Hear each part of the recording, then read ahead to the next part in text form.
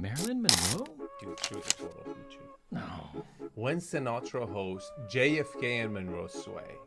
I critique mansions. I tell you 3 things I like about it, 3 things I don't like about it in a short 3-minute video so you can binge watch them after each other. And in today's episode, we're gonna review 9361 Farralone Avenue, 4-bedroom, 7-bath, 6,661 square foot, listed for $8,995,000, and it sits on about 4 acres of land. Now, before I tell you 3 things I like about this property, you should know that the content of this video is purely my personal opinion. It's for educational, entertainment purposes only, and I don't guarantee the accuracy of information. For that stuff, you can contact the listing agents. Okay, 3 things I love about this property. Third, it's a massive promontory, 2/3 of a mile, private driveway, absolute privacy, 360-degree views, 50-foot pool, 20,000 square foot pergola, and Frank Sinatra, which we're going to talk about in the end of the video, rented this property. Whoa. 4 acres. It's just the best property in Chatsworth. And you're like, where the hell is Chatsworth? I know, we're also going to talk about that. The second thing I love about this property, it produces incredible cash flow. And you're like, oh, it Airbnbs? No. It doesn't Airbnb. That's pity stuff, okay? This property has been an amazing cash cow as a movie location and an event location. And I'm talking about millions of dollars a year. Yes, you heard me right. It's a single family home and it produces that type of income. It's ridiculous.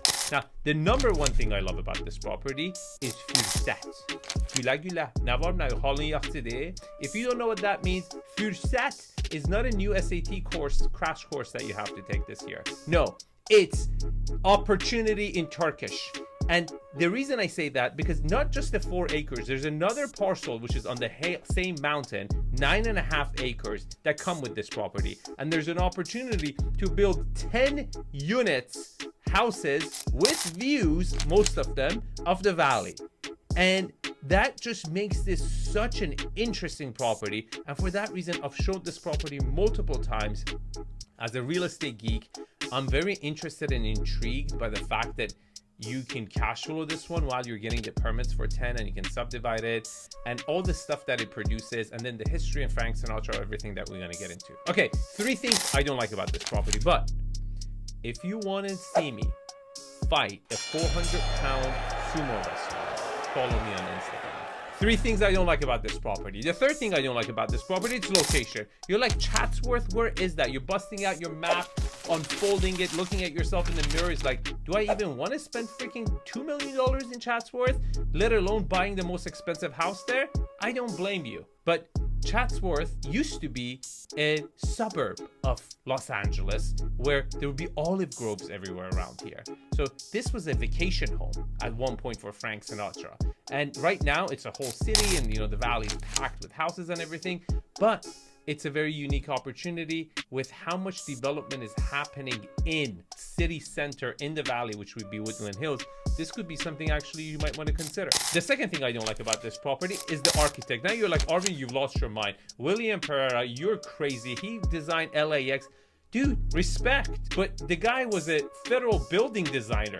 Just because you can design LAX and 20 other buildings in the world and they're beautiful doesn't mean you're going to be good at single family homes. And it shows it. The fact that bedrooms are all scattered over the place, and it has great rooms, but it just doesn't have that heart, right? There's no beating heart. There's no centerpiece to the house that keeps it warm. The kitchen is super small. The ceiling heights are as great as some rooms, is really low in some other rooms. It just doesn't feel like a house. It feels like an event center. Maybe, that's one of the reasons it does such a good cash flow for that. So it's hard to imagine actually living in the house in some ways, and that's a negative. The number one thing I don't like about this property is price and how it's been executed.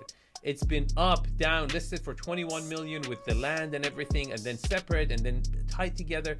This property should have always been pitched off market and only off market, positioned to the right buyers at the right time. And this is not a property that should be sitting on the market like this, because it just frankly goes stale. But that could be an opportunity for you. In fact, that's why I've been showing it to my clients, because I think it's actually pretty special, and at the right price it could be an incredible opportunity for the future. But now, Frank Sinatra and JFK.